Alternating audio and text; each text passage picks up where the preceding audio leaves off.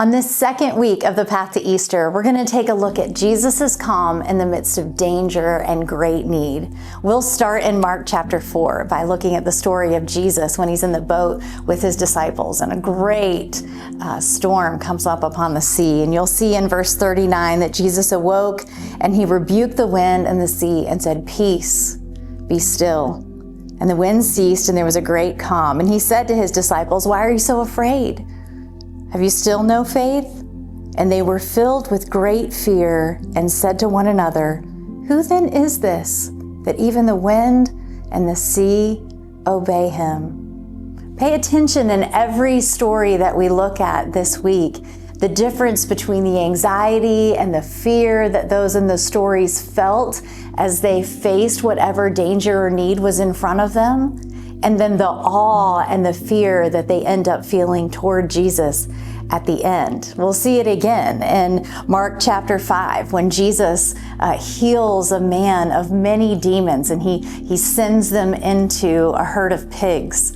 And the man is delighted and filled and full of worship at what Jesus has done. But the people are afraid of Jesus. We'll look at Mark 6 and the story of Jesus feeding the 5,000 and the disciples who are so overwhelmed and full of angst with the need that's in front of them. How in the world, they say to Jesus, are we going to feed all of these people? And at the end, when they experience the abundant provision of Jesus, they're filled with awe at him. Later in Mark 6, the disciples are again on the water and the wind is howling and they're in trouble, and Jesus walks out on the water to greet them.